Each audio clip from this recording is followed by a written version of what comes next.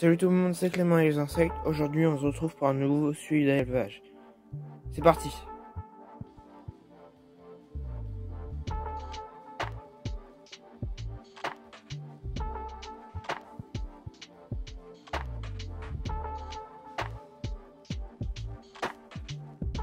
J'ai décidé de vous faire un nouveau suivi d'élevage après 2 mois sans suivi d'élevage.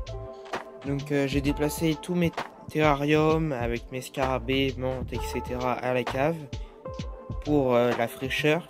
Parce que dans ma chambre il faisait 27 degrés et maintenant il ne fait que 20 degrés. Ce qui est la température à peu près idéale pour mes scarabées et menthes. On commence par le premier aquarium, terrarium. Donc il y a quelques petits scarabées. Il y a beaucoup d'espèces différentes, mais j'ai pas de mâle pour eux.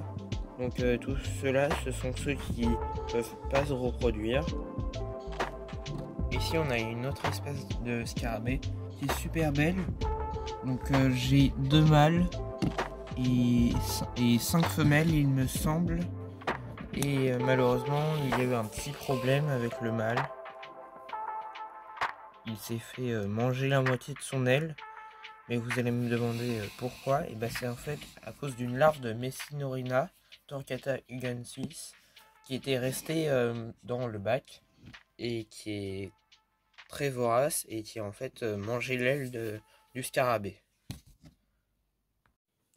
Là on a les Eudicella ornemani, une espèce très simple d'élevage. Je vais vous le montrer. Là on a une autre espèce de scarabée, mais là qui est mal formée. Et à la surface on peut voir les coques des scarabées que je laisse pour les aider à sortir. Donc je dois en avoir une dizaine. Hop. Oui, il doit y en avoir encore plein dans le substrat. Même ici il y en a une. Donc voilà. Juste ici on a les Pacnoda. Donc il ne me reste plus beaucoup parce que j'ai envie d'arrêter l'espèce. C'est une espèce super bien pour débuter, mais elle se reproduit trop facilement, je trouve, et il bouge pas beaucoup. Juste ici nous avons la menthe feuille morte qui est juste là. Regardez. Donc elle commence à avoir quelques petits reflets verts hein, à cause de l'humidité.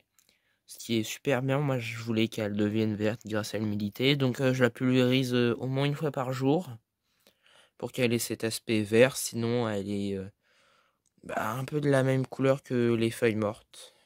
D'où le nom menthe feuille morte. Juste ici on a la menthe qui s'appelle Tristan. Si vous devez la connaître si vous suivez la chaîne. Elle est juste là. Voilà. Donc elle n'a pas encore mué. Donc j'ai rajouté d'autres plantes. Donc tout se développe très bien. Et elle, je l'humidifie 1 ou 2 fois par jour quand j'y pense.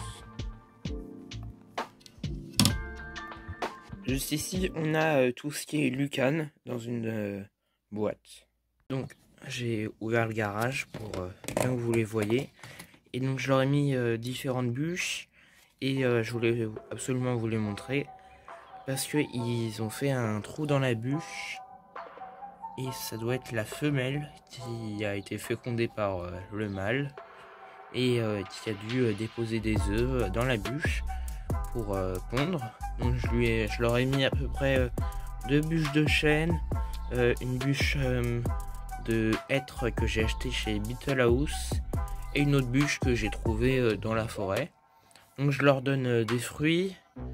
Les lucanes, je pourrais vous faire un tuto si vous voulez. Et donc ils adorent se cacher dans la mousse. Comme là, on peut voir le mâle qui était caché. Un joli coléoptère. que j'ai acheté aussi chez Beetle House, un imago. Donc les Lucanes, ça vit à peu près 18 mois, s'ils sont en bonne santé, etc. Donc eux, ils sortent la nuit, ils sont nocturnes. Donc voilà. Et juste ici, on a 6 larves de Lucanes, donc 3 de chaque espèce différente. Donc là, on a quelques larves de petits Lucanes. Donc tout ça, je les ai mis dans des pots parce que elles se mangent entre elles. Donc la température maximale pour les Lucanes, c'est 22. Donc là, il fait à peu près 20. Parce que ça doit être entre 18 et 22. Température assez fraîche. Là aussi, on a une larve de Lucane, mais on la voit pas. Voilà, c'est celles-là les plus grosses. Elles font des espèces de tourbillons au fond. Donc voilà.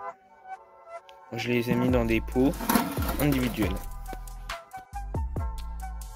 Et voilà, c'est déjà la fin de cette vidéo. Si tu l'as aimé, tu peux mettre un like et t'abonner. Propose-moi d'autres idées de vidéos sur les insectes en commentaire. Allez, salut!